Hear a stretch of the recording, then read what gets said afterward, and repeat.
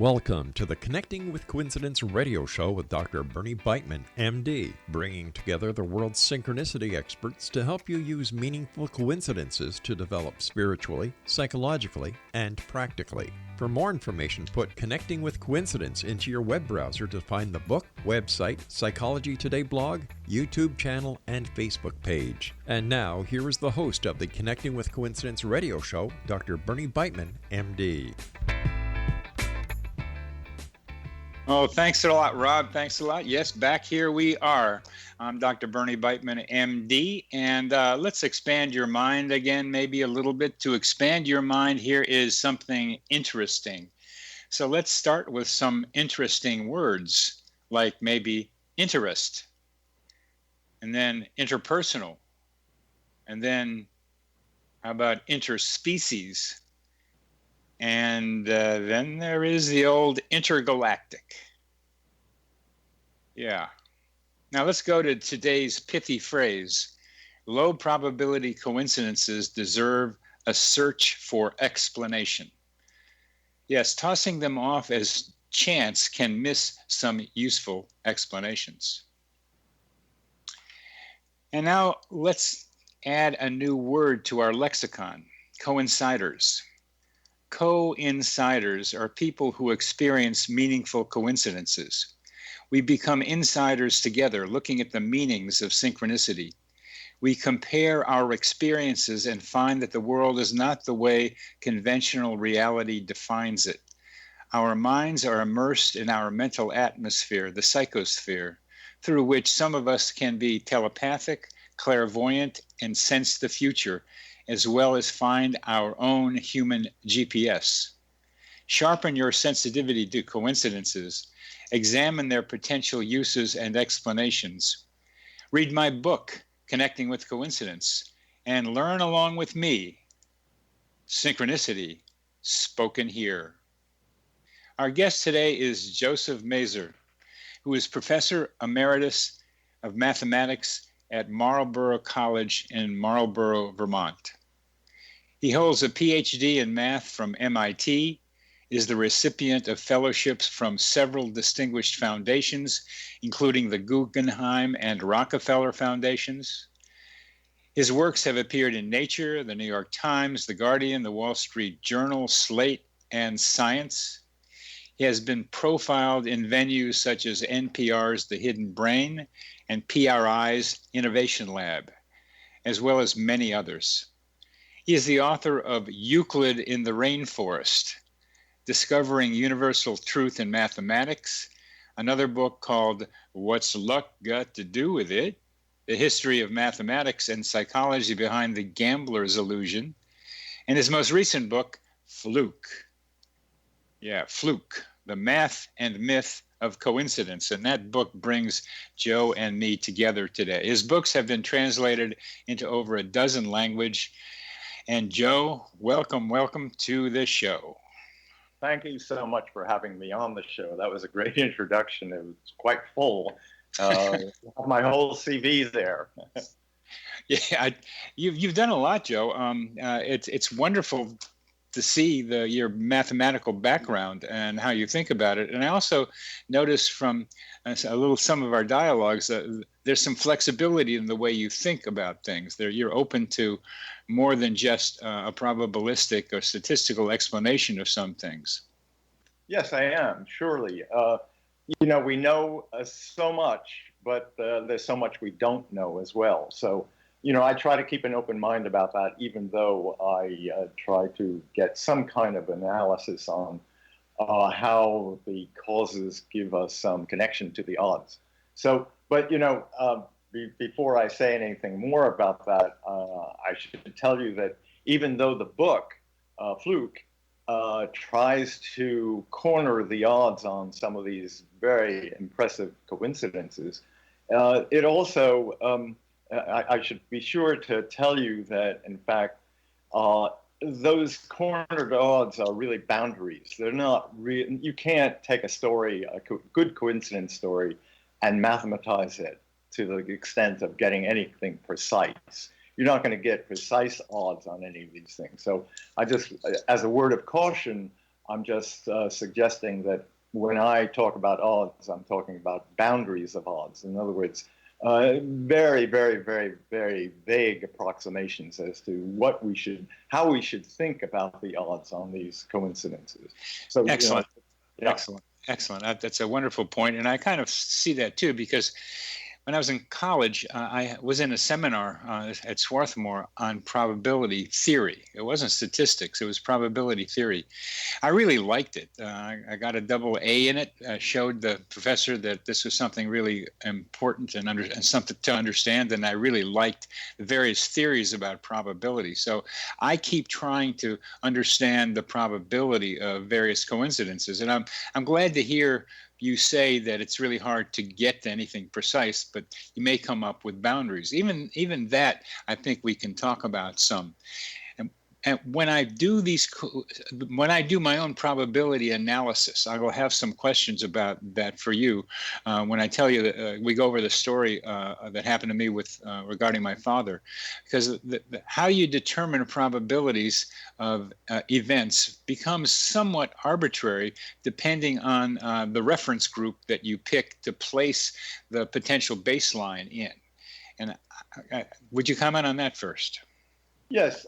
With all the stories I've heard, and I've heard, as you probably can gather, I've heard many, especially after the publication of my book. I mean, yeah. I think the Sorcerer's Apprentice of coincidence stories, as you are. But I would suggest that there are hidden variables behind all of these stories. And when you dig a little bit deeper than the actual story itself, because the storyteller is telling something from the consciousness angle, but not from the subconscious angle. So there's a lot of detail that's really hidden, and when you try to pry out those details, you begin to see that there are things that you can attach to cause, so that the causes really could be there, which of course annihilates the whole idea of coincidence itself, because a coincidence is that's a couple of events that happen in space and time without an apparent cause. Yeah. So once you dig out the cause, it's no longer a coincidence. Agreed. I underline that point with you. I've said that often. Once you find the cause, it's no longer a coincidence. But it's also, in my definition, I use the adjective apparent. So apparent is a very relative word, because you have to ask apparent to whom? Apparent to the person relaying that coincidence, or is it apparent to everybody? And surely there are people who might be able to explain that coincidence, which would mean that it wouldn't be a coincidence in general. So there's that the rub is you worry about that cause being surfaced in some way. That's the idea of apparent is really a very good question right there. Just what do we mean by apparent? I mean, it's subjective, is what you're saying. It is, yes. Not, and there are many coincidences where, in my book, I talk about the head scratchers, and the head scratchers are those coincidences where you can't even get to the analysis at all. There's nothing that you can really get your fingers on and say, I'm going to crunch some numbers here and see some relationship between what I know is true in, let's say, physics or the world, yeah, with what has actually happened in these events. Each of these segments is a little over 11 minutes. We have about 2 minutes left, but I have a question about the difference in your mind between explanation and cause. Yeah. Explanation means you already know something about the cause, and you're ready to put things together so that you can actually explain that cause. Some causes are very difficult to even explain, so there's a real rough difference there, because you may know that there's a cause, but you may not know you may not know how to explain that cause. So there are many causes, for example, in physics for sure, where we know that there's a cause of events happening, and we're not able to explain those things. So you can know there's a, then how do you know there's a cause if you can't explain it? Well, when you get into atomic physics, for example, we know that there's a cause for atoms communicating with each other over long distances. Oh, okay. But we know that there is a cause for that, but there's actually no explanation, no rational explanation that we know of. Oh boy, I understand that. So I don't want to get into that right now because that would get us twisted. But if I can just finish Go ahead. Saying something about that, it's that you know there's a cause, but that's what the problem is. In other words, you now have an unsolved problem on your hands, and that's what people are working on. So in other words, people would work on something they know is there, and yet they have not really surfaced any kind of explanation for that. That's what physicists do in general. They know there's a cause because there's a correlation between two spooky action at a distance, for example. We're going to end this section. You've been listening to Connecting with Coincidence with your host, Bernie Beitman, MD, on the X-Zone Broadcast Network with our guest, Joe Mazur.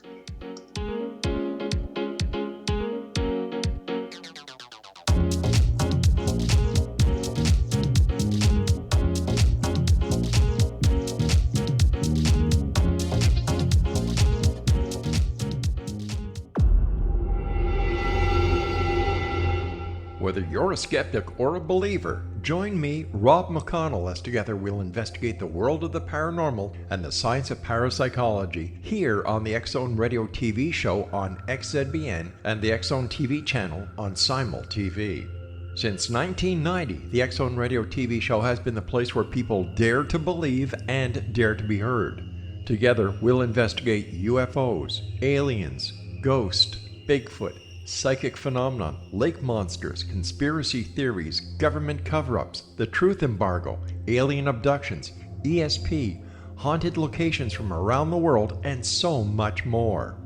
With over 28 years of broadcasting and more than 4,500 individual guests, the X-Zone is truly a place where fact is fiction and fiction is reality, as evidenced by the credibility, integrity, and professionalism of the guests that we bring to our international audience. If you have seen a UFO, had a close encounter, seen a ghost, Bigfoot, lake monster, or a story that you would like to share or have investigated, contact me, Rob McConnell, by sending me your email to xzone@xzoneradiotv.com, or you can call toll-free 1-800-610-7035, extension 143, and on Skype, X-Zone Radio TV. For more information on the X-Zone Radio TV show with yours truly, Rob McConnell, visit www.xzoneradiotv.com or www.xzonetvchannel.com or simultv.com and xzbn.net. Until next we meet here in the X-Zone from our broadcast center and studios in Hamilton, Ontario, Canada, always remember, X-Zone Nation, keep your eyes to the sky and your heart in the light.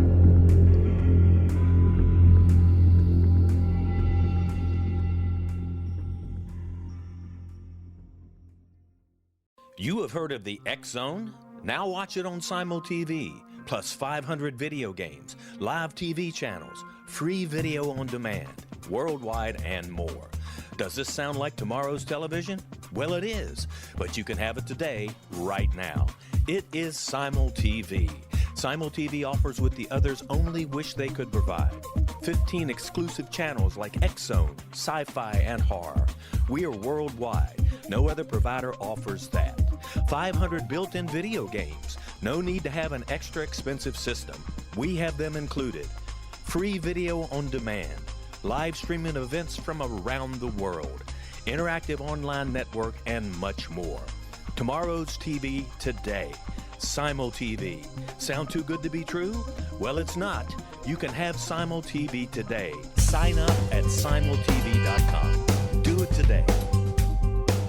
Welcome back to CC with BB. Yes, I'm Dr. Bernie Beitman, MD. I'm Smee, and I'm on your host, and we are here with Joe Mazur, and we're rocking and rolling about probability and statistics and explanation, but we're going to get into the question. One of the questions that bothered me as we talk about explanation and cause is probability and explanation.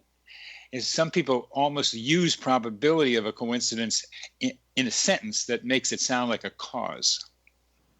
You're asking me that question. Huh? I'm asking the statistician, mathematician. Okay. Of course, it's not an explanation. It's not an explanation. You're making a correlation. You're suggesting there is something that's going on, but it certainly isn't an explanation. I mean, a good example of this is cancer and smoking. For years and years, people didn't know anything about the causes of cancer and the relationship between cancer and smoking until the Second World War, when women started to come into the industry and started smoking, and suddenly there's this spike in cancer, lung cancer in women. So that you know that there's something going on, and you know that somehow cancer must be the cause, but there's no explanation. So that's an example of that. How about with some of the coincidences? What do you do with probability, explanation, and cause? Well, if we think of it as a coincidence, then we believe there's no apparent cause. Otherwise, we wouldn't call it a coincidence. But there are some things that we just can't explain, and yet we know that there must be some kind of a cause. Although there are coincidences where we can't explain, and we believe that there's no cause, or there is some kind of synchronicity, as you say, where we're talking about something that's happening with a collective subconscious that is going on. That's a possibility. I mean, I'm not ruling any of that out, for sure. Good. So let's do the story that I sent you about what happened with me and my father. It happened for our listeners at 11 p.m. On February 26, 1973. I was 31 years old. Suddenly, I found myself bent over the kitchen sink in an old Victorian house on Hayes Street in the Fillmore district of San Francisco. I was choking on something caught in my throat. I couldn't cough it up. I hadn't eaten anything. I didn't know what was in my throat. I'd never choked for this long before. Finally, after 15 minutes or so, I could swallow and breathe normally. The next day, my brother, on my birthday, called to tell me that my father had died in Wilmington, Delaware at 2 a.m. Eastern Standard Time. He was 3,000 miles away and 3 time zones away. 2 a.m. in Wilmington was 11 p.m. in California when I was choking. My father had bled into his throat and choked on his own blood at about the same time I was uncontrollably choking. He died on February 27th, my birthday. I have many stories like that. I looked around for them. I call it simulpathity, feeling at a distance, or feeling simultaneously at a distance. At least 50 similar stories. I'm sure there are more accessible. On my Weird Coincidence survey, more than 2,000 responders said that sometimes this happens to them. So it looks like a phenomenon that is not just isolated to Dr. Bernie Beitman, MD. It's something that seems to happen out there in the real world. But let's talk about the one with me, and I'd like to know how you think about it in probability terms. Well, whenever I hear a story like that, and trust me, I've heard a few like that, not quite as good as that. That is quite good. And that is a head scratcher. But I will also say that there are some questions that you have to start digging into. And yes, there are hidden variables. So, yes. For example, I would say, did your father have health complications? Yes, he did. So you knew that already. right? Yes, I knew that already. So you already had that. Yes. Where was the blood coming from? His nosebleed, or? I don't know. It bled into his throat, is all I was told. Mm-hmm. And your brother is not an identical twin, right? No. Okay, and there's a reason why I asked that, and you probably understand the reason why I asked that. Well, why don't you tell our audience? Yeah, well, there are these identical twin studies that suggest that there is some kind of telepathy that's going on, and some kind of unknown. The causes are really not known, but I have identical twin grandchildren, and I know that I've seen this happen so many times. When one of the twins, when they were younger, much younger, they're now 16. So when they were younger, one of them would be having some kind of an ailment of some sort, but far away from the other, and the other somehow was troubled. And so there was a feeling of trouble that one had in sympathy for the other. So how does that happen? That kind of thing does happen apparently in twins, and twin studies support that kind of understanding that there is some telepathy that's going on between twins. At a young age, I don't know what happens at an older age. But, there's study out of New Zealand that looked systematically at the same question. That's right. And it happened with older ones too. It got kind of funny, so that one older twin, maybe at least over 20, probably older, is that the one twin would kept getting in trouble physically in various ways, and the other one would feel it, and one who would feel it would complain and say, "Why don't you take better care of yourself? Because you keep affecting me this way." And synchronous sympathetic reactions, but they rarely, if ever, are duplications or mimicries of sympathetic events. So person A might undergo some trauma while person B feels some representative looming reaction, but it doesn't feel the pain. In some instances, as with my father, it is the same.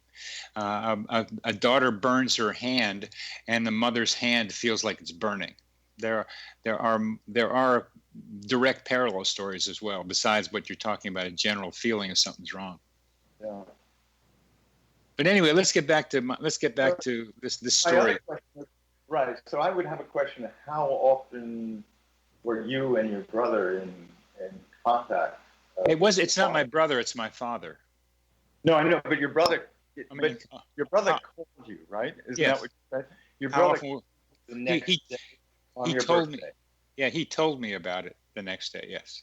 Right. So now your brother might have known about it the day before, when your father was choking, and somehow there is some telepathy between you and your brother now. Great. That's a great idea. Okay. That's why I asked about the twin question. Okay, I didn't understand that. Very good. Okay. And that's part of the trouble with a lot of these telepathic things in clairvoyance sometimes too, is you don't know where the person is picking it up from, and that's a good question. So then, how close were you to your father? This told me I was much closer than I believed that I was. Yes, it certainly suggests that. It's made me closer to him since then too. Yeah. So the telepathy even goes that further away. Huh? Yes, it does. And did anything like that ever happen to you before? Never choked anything like that before. You never choked. You never felt some kind of telepathy with your father that was happening far away. So it was a one-time thing, but it was the death. So yeah. So gee. Well, let me ask you some specific questions here. When I talk to statisticians, if I'm to determine the probability of this event, which I try to do for the coincidences that I analyze, I'm told that I multiply the base rates of each of the events, as you're implying. How often did I choke? And just what's the base rate of a 64-year-old man with some medical problems? He had a hepatic artery aneurysm that was supposedly cured, but it wasn't with a graft. What's the base rate of a person with hepatic artery aneurysm, which is rare, bleeding into his throat? Those would be two base rate potentials. Yeah, but there is also the question of how worried you were about your father for days before that, let's say, or weeks before that. Not at all, because he was supposed to be recovering. Yeah. Recovery is an interesting word, though.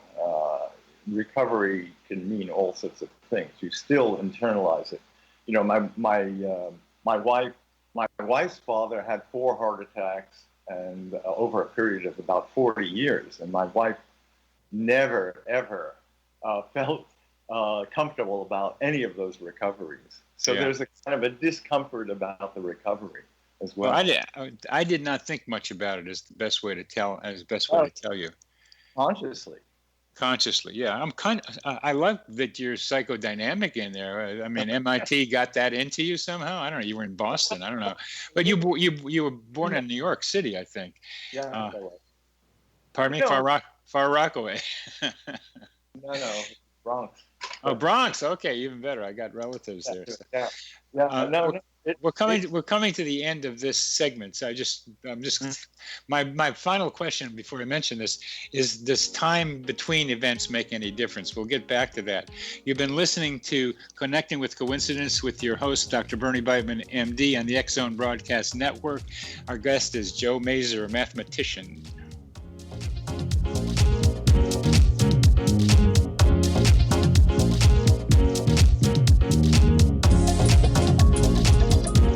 Broadcast studios in Hamilton, Ontario, Canada, to the world and beyond.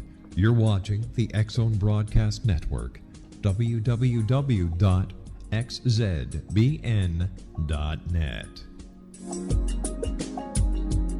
AVS Media Den. You have heard of the X-Zone? Now watch it on Simul TV, plus 500 video games, live TV channels, free video on demand, worldwide, and more. Does this sound like tomorrow's television?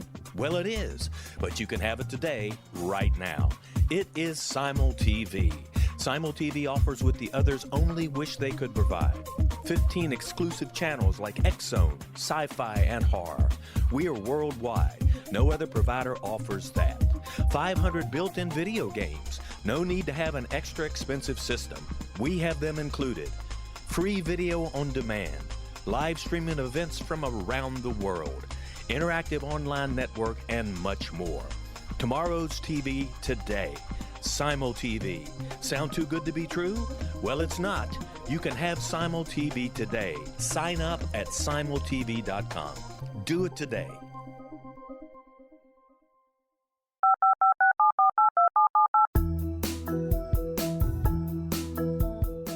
Did you know that when you're on the road with limited data or Wi-Fi, you can still listen to the X-Zone Radio Show with Rob McConnell, The Science of Magic with Gwilda Wiyaka, X-1, Dimension X, Space Patrol, and every minute of the X-Zone Broadcast Network by calling 213-401-0080, courtesy of Audio Now.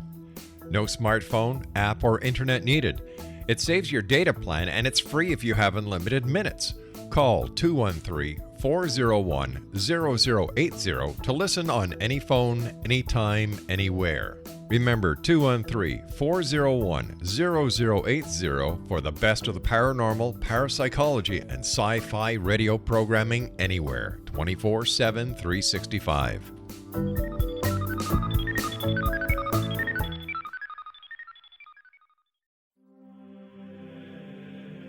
Rob McConnell here, presenting an overview for Nicholas Paul Jennings, author of a fascinating book, Amen.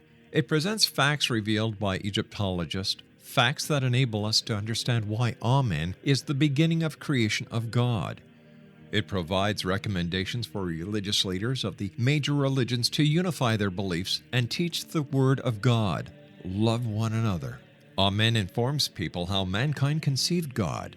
It was the Egyptians that developed the concepts of a soul, a hereafter, and Son of God. And finally, After the worship of many gods, they conceived the belief in one universal God, the maker of all there is.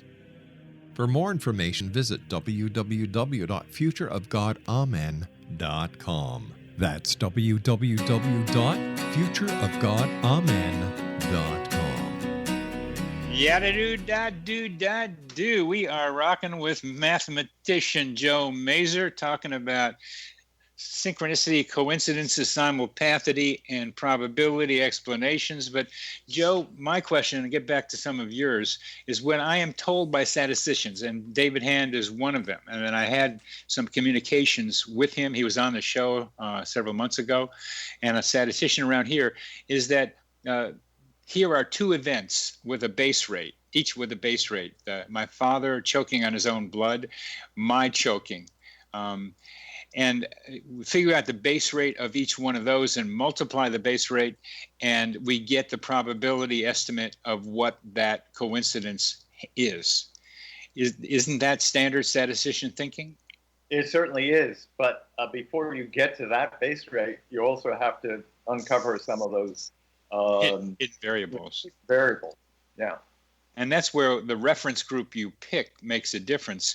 And parenthetically, there was a researcher, a genetic researcher, who was studying a very rare genetic disorder, and then discovered that her daughter had the same disorder. And there was no genetics in the family of this thing. So that looked like a very low probability event. It happens more rarely less rarely than you think, I should say. Yeah, it happens very often. In fact, that people are studying what they're. Yes, physicians, for example, dying or having the ailment of their specialty. That happens very regularly. What do you make out of that? Well, there are, again, if you look at some of the hidden variables, some of those people go into that profession because they know of relatives who are genetically connected to them who have those ailments, and therefore, brothers, for example, brothers or sisters who have an ailment, and then they really are focused on trying to find some kind of reason or cure or whatever. And some of this is, of course, subconscious, some of it is conscious.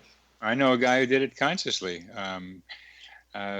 His mother had many psychosomatic ailments that were probably depression, and he studied psychosomatics and depression and began this whole new thing of collaborative care between primary care physicians and psychiatrists.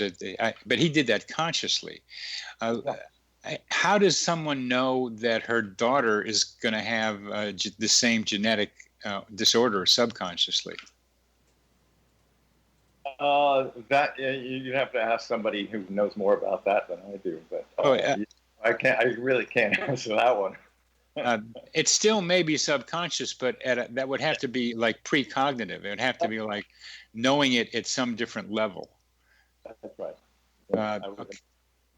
And I think that's reasonable. But David Hand wouldn't be thinking like that, because that would be psi kind of thinking. So I'm looking at more conventional thinking too. As I look at all this, I try to touch that base. So when I ask you the question just from straight statistical thinking, this is what I'm asking you to do: straight statistician conventional thinking. You get two base rates, you multiply them, and you get the probability of the coincidence. But what I'm asking you is that, to me, the time between the two events is an important variable.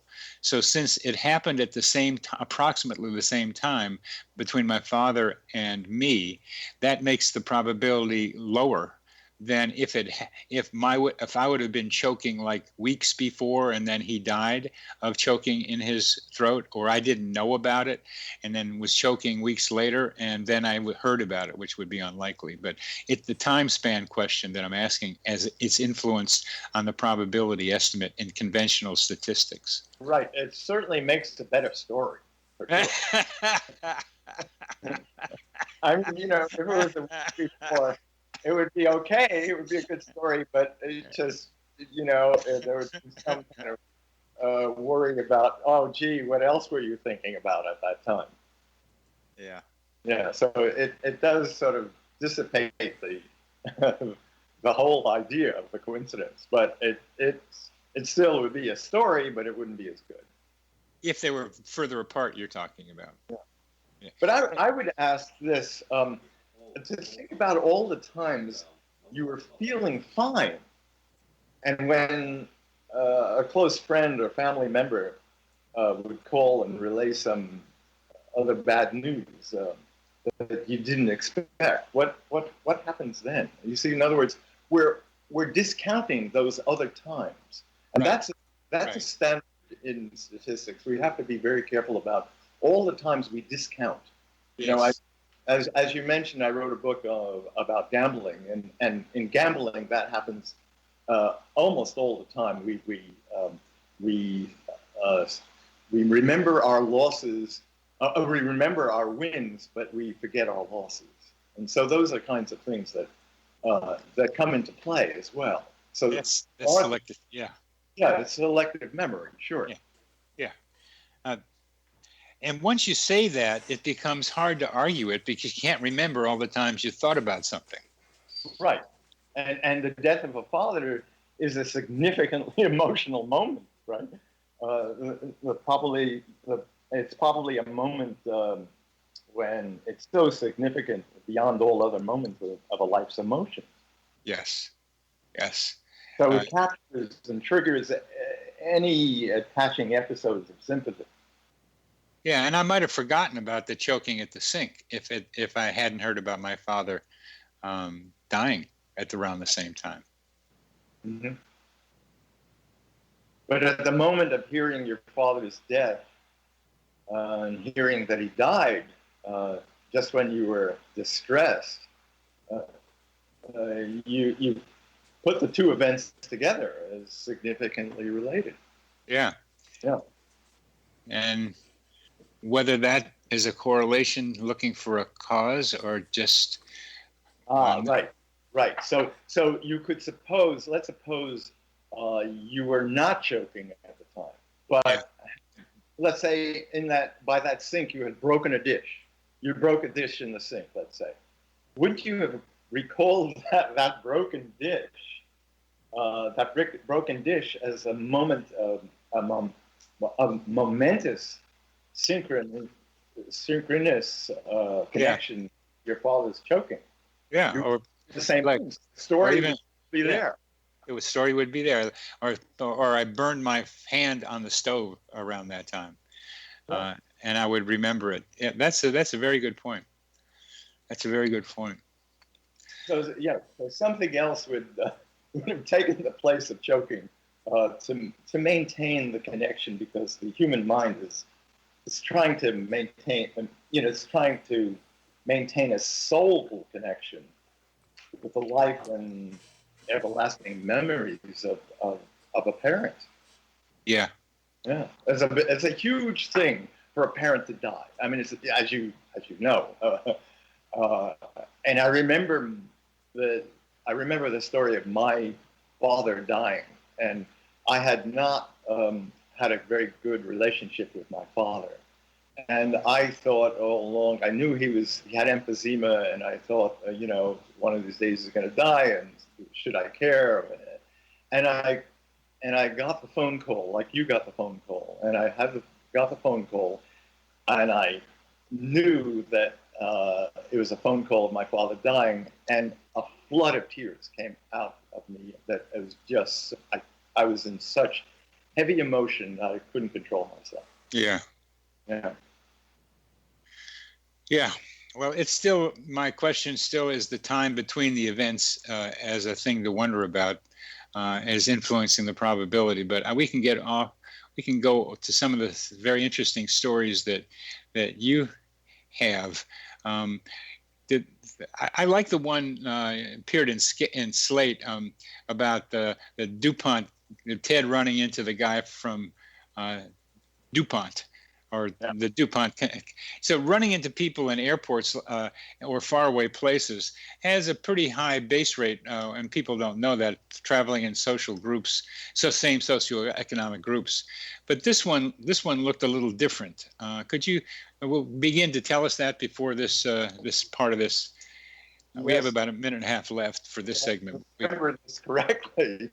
I was giving a reading at a Fluke, I believe, and it was in a bookstore, and this man came up to me and he said, I have a terrific coincidence to tell you about. I was on a plane, and the plane was delayed for a long time, and they were told that they were trying to contact somebody who knows something about an engine that was, I don't remember exactly the mechanism of the engine, but he said they had been trying to contact this person, and the person sitting next to him worked for DuPont, and that the person telling the story was working for DuPont, but the person sitting next to him was trying to make the contact, and so there was it was out of 4,000 or 40,000 employees of DuPont, they were contacting the person actually next to the person that they actually wanted to contact. In the airport? No, it was in the plane. Oh, it was in the plane. He was sitting next to him. Yes, he was sitting right next to him in the plane. Okay, we're coming to the end of this one. I like these ones of sitting next to people on planes. Yeah, it's not one of the best stories, but that's a good one. Well, let's analyze it in our next segment. You're listening to Connecting with Coincidence with your host, Dr. Bernie Beitman, M.D. That is me on the X-Zone Broadcast Network. And our guest is Joe Mazur, and we are probability guys today.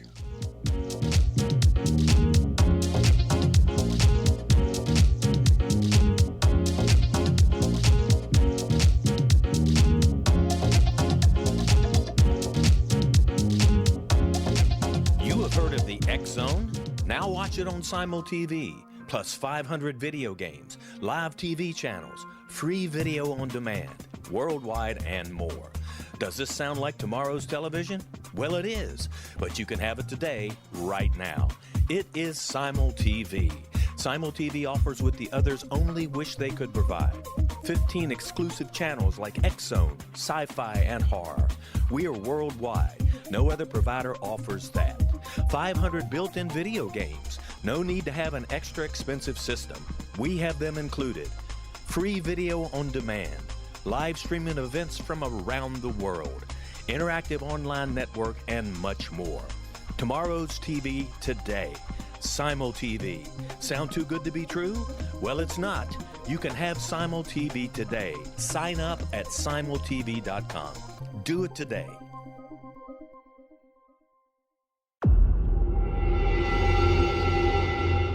Whether you're a skeptic or a believer, join me, Rob McConnell, as together we'll investigate the world of the paranormal and the science of parapsychology here on the X-Zone Radio TV show on XZBN and the X-Zone TV channel on Simul TV. Since 1990, the X-Zone Radio TV show has been the place where people dare to believe and dare to be heard. Together, we'll investigate UFOs, aliens, ghosts, Bigfoot, psychic phenomenon, lake monsters, conspiracy theories, government cover-ups, the truth embargo, alien abductions, ESP, haunted locations from around the world, and so much more.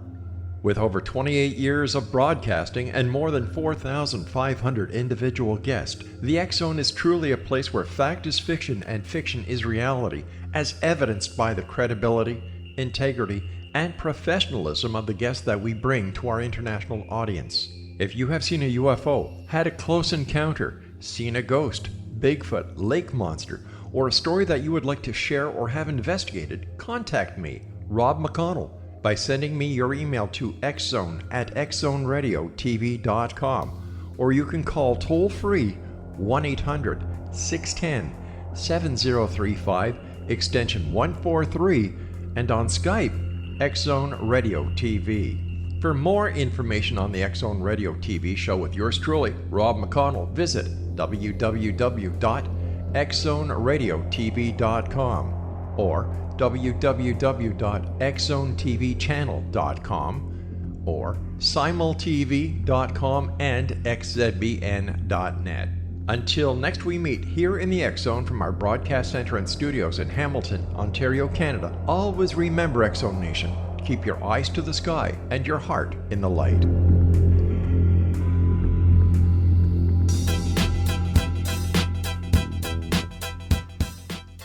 Yes. Welcome back to CC with BB. I'm your host, Dr. Bernie Beitman, MD, talking to Joe Mazur, talking about sitting down next to in a plane next to somebody that a guy was searching for out of 140,000 employees at DuPont.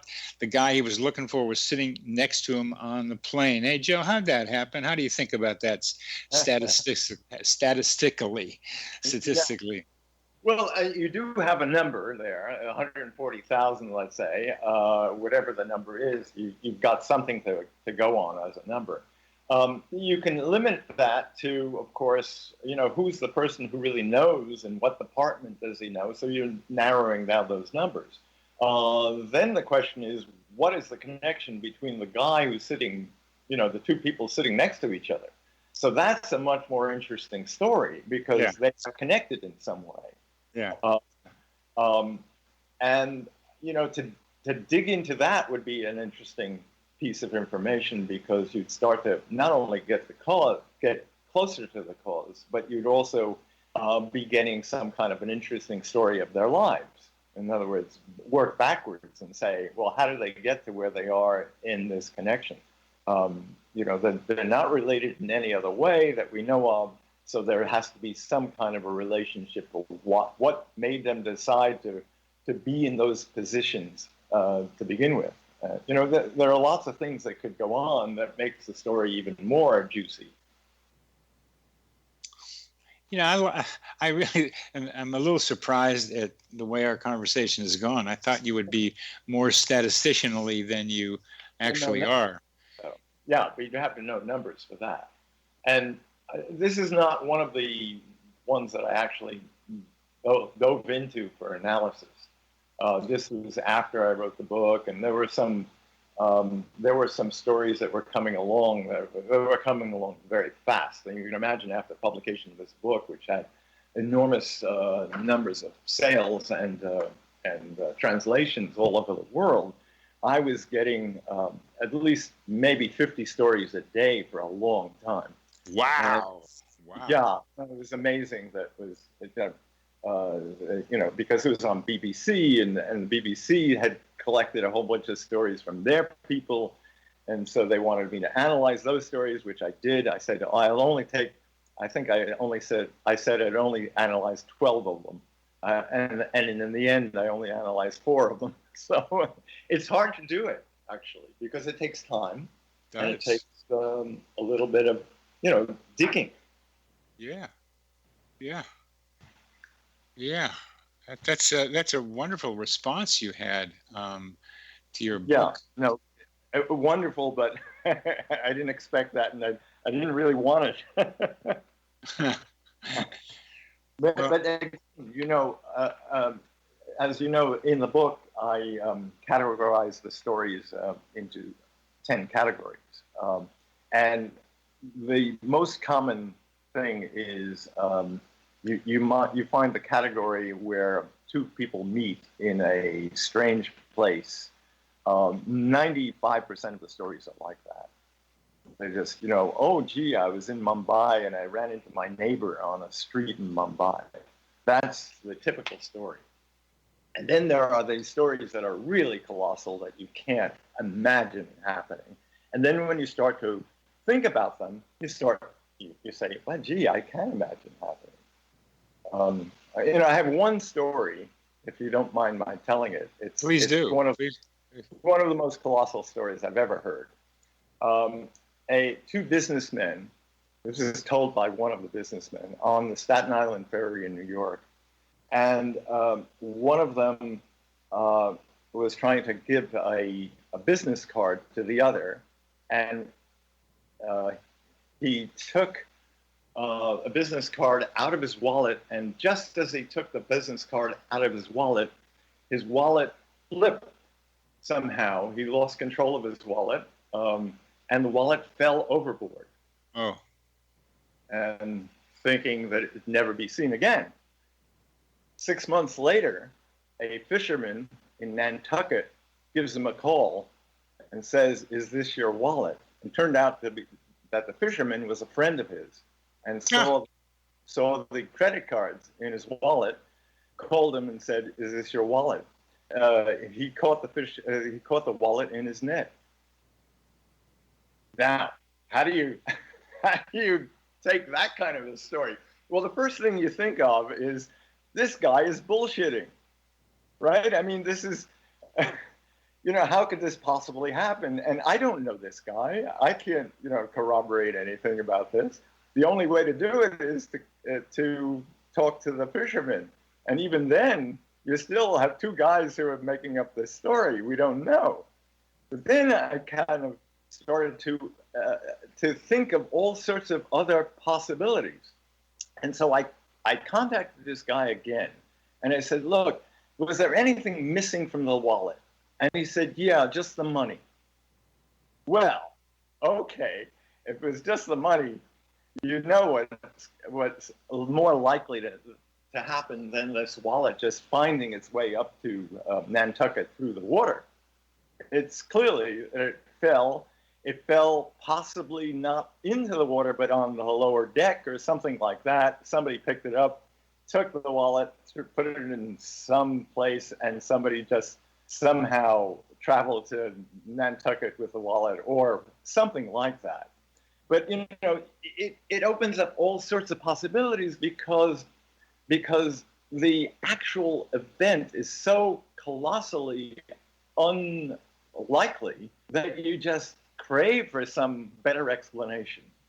And yet, you can say, well, maybe the wallet did just get swallowed by a whale and the whale went to Nantucket and spit the wallet out or something like that. It's such a colossal story. You dream all sorts of other possible explanations. It's the money being taken out that makes it suspicious. Right. Yeah. How did the money get out of the wallet? Yeah, and that's just something else. That was not a random event. Right. I can't see it falling on the lower deck. They're kind of smooth, but the sides are smooth. But who knows what winds can do? There is no lower deck anyhow. I just guessed though. That's right. Wow. Or somebody just fished it out in the bay in New York, and that fisherman was on his way to Nantucket. That's another possibility. Well, that the guy who lost the wallet knew the fisherman makes it even more weird. Yeah. That part of the story does something to something. I don't know how to explain that one either. That he knew the fisherman knew him. That does something to the probability. There. I just was reading about how a guy in Hawaii who makes a living does as part of his living he finds rings that have been lost by people. And can sometimes return them. They drop them in the water, and he finds them somehow. There's an old story by Herodotus about a ring being thrown in the water and the fish being served that had the ring in it, and those stories happen. There are also made-up fish stories about cods and false teeth, just to make it a funny thing. But the stories of people finding rings, that's usually what it is, or a piece of jewelry in a fish, or finding it 20 years later washing up on the shore. Those stories there's a lot of those stories. Well, there's got to be a lot of rings out there in the world. That's a lot of lost rings is what we're talking about. Yes, and there's a lot of rings out there in the world. That's right. That's very good. There's a lot of rings out there in the world that they somehow find their way back to the owner. Some of them do. Yes. The majority don't. Majority don't. So we only have about a couple of minutes left, Joe. What I am coming to have to say is that low probability events are quite common. Common is one of those other words, like apparent. What is the common? What is common? Yeah, what is common? But yeah, I think, what mathematicians would say to this is that if the probability is not zero, then it will happen. It may take a million years for it to happen, but that's the idea, is that as long as it's not zero, then it's bound to happen at some time, as long as time continues. Yeah, well, that's the second problem, is that it may be a million years before it would happen. Yeah. I'm talking about like these ring things, and the thing with my father, and that other people have similar things, that the telepathy is common. I mean, I think it happens regularly. There's data to show that it happens that happens often, so that what appear to be low probability events are not so low probability, just because they're outside of the normal way of thinking about reality makes them weird. But they're pointing to something that it happens on a regular basis out there. Yeah, and you used this word earlier on, the psychosphere. Yes. And that psychosphere, is that connected in any way with telepathy? Yes. Yes.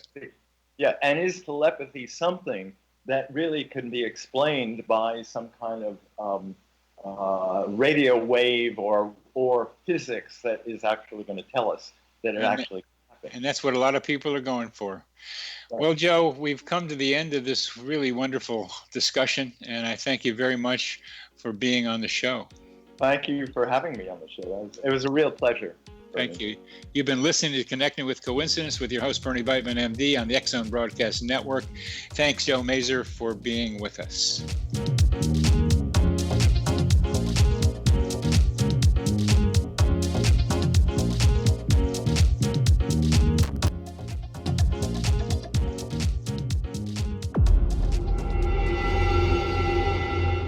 Whether you're a skeptic or a believer, join me, Rob McConnell, as together we'll investigate the world of the paranormal and the science of parapsychology here on the X Zone Radio TV show on XZBN and the X Zone TV channel on Simul TV. Since 1990, the X Zone Radio TV show has been the place where people dare to believe and dare to be heard. Together, we'll investigate UFOs, aliens, ghosts, Bigfoot, psychic phenomenon, lake monsters, conspiracy theories, government cover-ups, the truth embargo, alien abductions, ESP, haunted locations from around the world, and so much more. With over 28 years of broadcasting and more than 4,500 individual guests, the X Zone is truly a place where fact is fiction and fiction is reality, as evidenced by the credibility, integrity, and professionalism of the guests that we bring to our international audience. If you have seen a UFO, had a close encounter, seen a ghost, Bigfoot, lake monster, or a story that you would like to share or have investigated, contact me, Rob McConnell, by sending me your email to xzone@xzoneradiotv.com, or you can call toll-free 1-800-610-7035, extension 143, and on Skype, X Zone Radio TV. For more information on the X Zone Radio TV show with yours truly, Rob McConnell, visit www.xzoneradiotv.com or www.xzonetvchannel.com or simultv.com and xzbn.net. Until next we meet here in the X Zone from our broadcast center and studios in Hamilton, Ontario, Canada, always remember, X Zone Nation, keep your eyes to the sky and your heart in the light.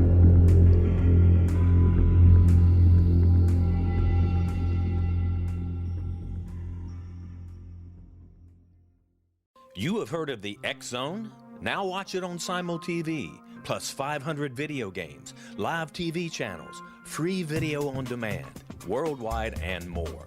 Does this sound like tomorrow's television? Well, it is, but you can have it today, right now. It is Simul TV. Simul TV offers what the others only wish they could provide. 15 exclusive channels like X-Zone, Sci-Fi, and Horror. We are worldwide. No other provider offers that. 500 built-in video games. No need to have an extra expensive system. We have them included. Free video on demand. Live streaming events from around the world. Interactive online network, and much more. Tomorrow's TV today. Simul TV. Sound too good to be true? Well, it's not. You can have Simul TV today. Sign up at simultv.com. Do it today.